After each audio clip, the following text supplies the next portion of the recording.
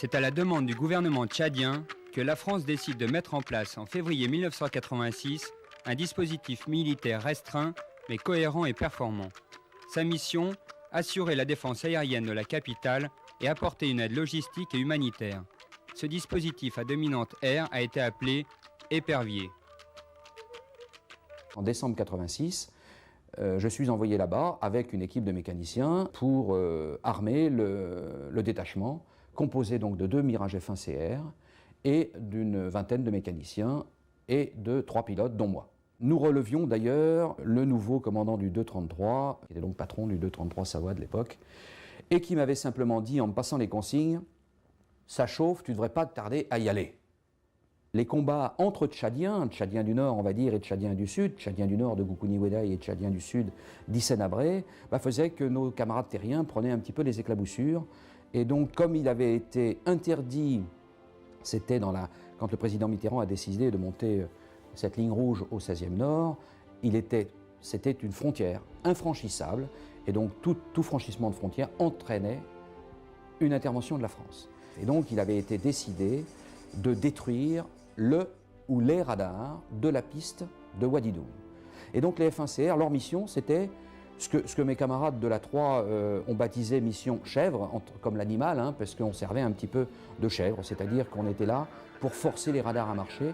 Donc il fallait pour ça présenter une menace sur le terrain de Wadi Doum. Donc on décollait à peu près à la même heure que les Jaguars. Les Jaguars partaient à l'est du Tchad, nous on était pratiquement au milieu, au centre du Tchad, et on partait au Cap Nord, les deux patrouilles. Et puis quand on a été présent dans le nord-ouest du Tchad, au nord-ouest de Faya-Largeau, là on a pris le cap vers Wadi Doum, en gros le cap 90 face à l'est, en direction de Wadi Doum, et là volontairement on est monté pour se faire voir par le radar de Faya-Largeau, de manière à ce que Faya-Largeau serve de sonnette pour Wadi Doum et force Wadi Doum à émettre. Une fois qu'on a bien été détecté par Faya-Largeau, on est descendu bien sûr à très basse altitude, toujours en direction de Wadi Doum, et au moment où on disparaissait des scopes, à 13h local, les Jaguars donc tiraient leur missile, qui est allé donc sur le radar et qui a neutralisé le radar. Et puis pendant ce temps-là, qu'est-ce que faisaient les F1CR? Bien sûr, ils évitaient de rester dans la zone parce que ça sentait pas très bon, et donc on a les uns les autres repris le cap retour. Donc on s'est collé par terre, on est resté comme ça le plus longtemps possible à basse altitude, à très grande vitesse.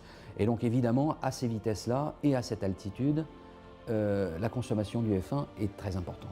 Alors le copain avait un peu plus de pétrole que moi, puisqu'il avait ravitaillé à l'aller après moi, mais il avait 200 litres de mieux, c'est tout. Il fallait penser à l'autre, mais il fallait surtout faire le plein, parce qu'on était encore loin. En forçant le panier pour faire la boucle qui nous permet d'avoir une petite marge de manœuvre pendant le ravitaillement en vol, une fois qu'on est connecté dans le panier, je suis rentré un peu brutalement dans le panier et j'ai failli tout casser. Je suis ressorti aussitôt sans arracher le panier et sans casser le gland. Nous avons tous les deux réussi à prendre du pétrole, nous sommes rentrés, vous imaginez un peu la fête qu'il y a eu à l'arrivée, notamment en voyant le Jaguar à 100 sans son martel en dessous. Certes, on avait été détecté par un radar, mais on avait été aussi poursuivi par un avion de chasse libyen. Mais voilà, donc ça c'est pas, on s'en est bien sorti, on est là. Et puis alors historiquement, c'est quand même très important de le dire, le 1-33 c'était sa première mission, et la 33 c'était sa première mission de guerre effective depuis Suez.